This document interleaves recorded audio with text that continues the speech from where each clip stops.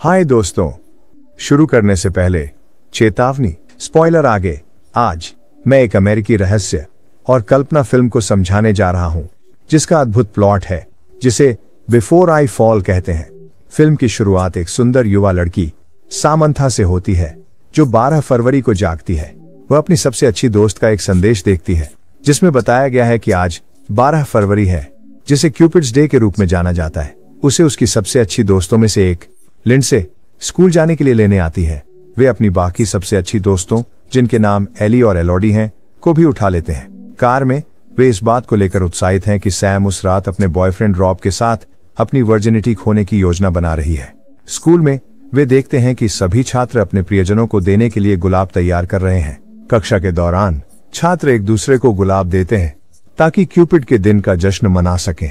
Sam को एक गुलाब Rob से और दूसरा गुलाब एक लड़के से मिल रहा है, जिसका नाम केंट है, जो उसका पुराना स्कूल का दोस्त है और चुपके से उससे प्यार करता है। क्लास के बाद केंट अचानक उसे अपने घर पर पार्टी के लिए आमंत्रित करता है, लेकिन उसके निमंत्रण से वह उत्साहित नहीं होती। दोपहर के भोजन के दौरान लड़कियां जूलियट का मजाक उड़ाती हैं, जो एक बाहरी लड़की है जिसे वे स्कूल में पागल मानती हैं। रात में वे पार्टी में जाने से पहले एक साथ तैयार होती हैं।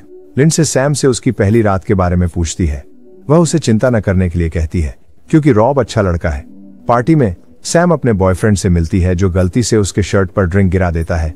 क्योंकि वह शराब के नशे में है, इसलिए वह अपने दोस्तों के साथ वापस जाने का फैसला करती है।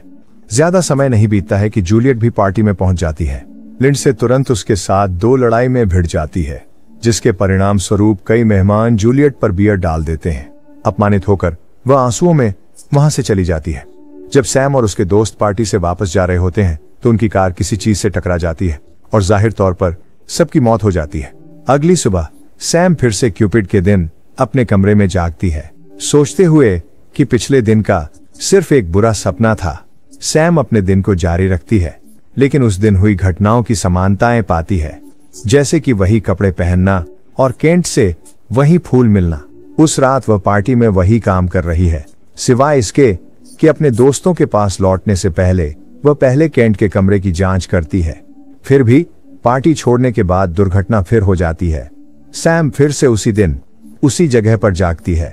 अंतर यह है कि स्कूल में वह पार्टी के लिए केंट के निमंत्रण को ठुकरा देती है, समझते हुए कि वह समय चक्र में है। वह समूह को पार्टी में जाने के बजाय एक साथ रुकने के लिए मनाती है। वे दुर्घटना से बचने में सफल होते हैं, लेकिन बाद में उन्हें पता चलता है कि उसी रात जूलियट आत्महत्या कर लेती है। और सैम यह भी जानती है कि लिंडसे और जूलियट कभी सबसे अच्छे दोस्त थे। हालांकि सैम दुर्घटना से बचने में सफल होती है, वह बार बार उसी दिन को जीती रहती है, ये समझते हुए कि उसके किए गए कार्यों का कोई फर्क नहीं पड़ता। वह उस दिन जो चाहती है वही करना शुरू कर देती है। पहले वह अपनी शिकायतें सभी से साझा करती है जिन्हें वह जानती है, जिसमें उसकी सबसे अच्छी दोस्त भी शामिल है। वह उस शिक्षक की भी अवज्ञा करती है जो कक्षा में पढ़ा रहा है। बाद में वह उस छात्र अन्ना से सुलह करने की कोशिश करती है जिसे उसने परेशान किया था। किसी तरह वह लूप के दौरान केंट के और करीब आ जाती है। जल्द ही वह अपनी दोस्त से दूर हो जाती है और पार्टी में रॉब के साथ अपनी पहली यौन अनुभव की कोशिश करती है, जो खराब अनुभव साबित होता है। असंतोषजनक अनुभव के बाद केंट अचानक उसे अपने कमरे में रोते हुए पाता है।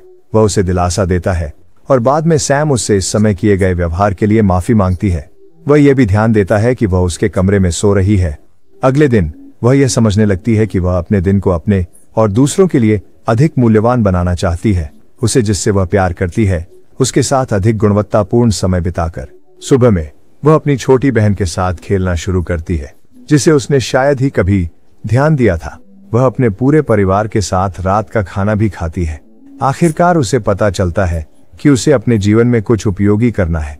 अगले चक्र में पार्टी में सैम और केंट अपनी पुरानी दोस्ती को याद करते हैं। केंट याद करता है कि कैसे उसने बहादुरी से उसे एक गुंडे से बचाया था जब उसके पिता की मृत्यु हो गई थी।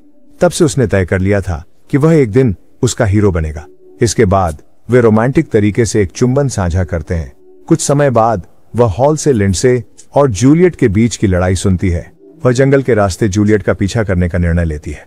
वह माफी मांगने की कोशिश करती है और जूलियट से जानती है कि लिंडसे की दुख उसका माता पिता के झगड़े और तलाक के कारण है, जिसकी वजह से वह बिस्तर गीला करने लगी।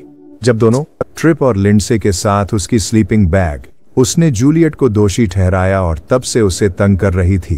अंत में जूलियट फिर भी लिंडसे की कार के सामने आकर आत्महत्या करने पर अड़ी रही, जिससे सैम भयभीत हो गई और उसे एहसास हुआ कि मूल दिन पर कार से जूलियट ही टकराई थी। सैम फिर से जागती है, शांत और समझदार महसूस करते हुए, यह जानकर कि उसे चक्र को समाप्त करने के लिए क्या करना होगा। वह यह तय करती है कि वह अपने दिन के दौरान दयालु और विचारशील बनी रहेगी। सुबह में वह तुरंत अपने माता पिता के साथ अच्छा व्यवहार करती है। वह स्कूल में अपने दोस्तों को बताती है कि वह उनसे क्यों प्यार करती है, और वह जूलियट और केंट दोनों को गुलाब भेजती है और अंत में रॉब से ब्रेकअप कर लेती है। और पार्टी में वह तुरंत केंट को ढूंढती है और उसे चूमकर बताती है कि वह उससे बहुत प्यार करती है।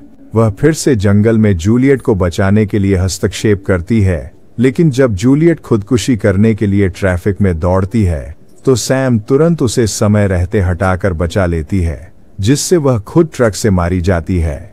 मरते समय वह अपने पूरे जीवन की अच्छे यादों को याद करती है और फिर सैम की आत्मा को देखती है कि जूलियट उसके शरीर के ऊपर खड़ी है, दुख से कह रही है कि सैम ने उसे बचा लिया। सैम आभार पूर्वक कहती है, नहीं, तुमने मुझे बचा लिया। कहानी का नैतिक यह है कि अपना समय अनावश्यक चीजों पर बर्बाद न करें, इसे अपने परिवार और प्यार करने वाले लोगों के साथ बिताएं। ऐसे और वीडियो देखने के लिए सब्सक्राइब करें, नोटिफिकेशन चालू करें और चैनल की मदद के लिए लाइक करें।